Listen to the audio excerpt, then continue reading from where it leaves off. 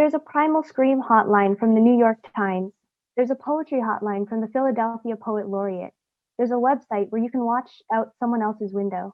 There's a podcast called Our Plague Year that I listen to. Its motto is, "It's a scary year, but it doesn't have to be scary alone." There's a quarantine chat that will connect you to someone else in quarantine. There are hundreds of virtual tours of the places you miss, of the places you've never been, of places you have never thought about before. There are live cameras on whales and penguins and large fish and small fish and elephants and lions. Want to see a platypus? A polar bear? There is a new little free library in my neighborhood.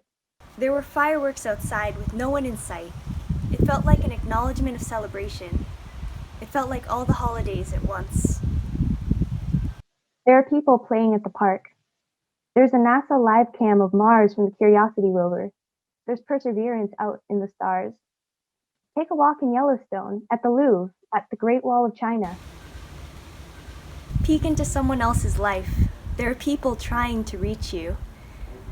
I savor the knowledge that I'm not alone in this feeling. I see residue of life out of the corners of my eyes.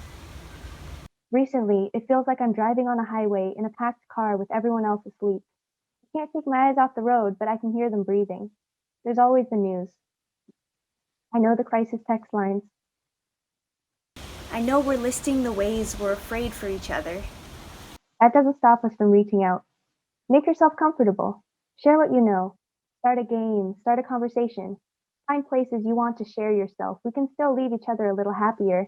It's creating rituals and new beginnings. There's only so much of us these days. Telling others who you are. Hello again. I'm new with me this week. I'm always Starting over. I'm always starting over.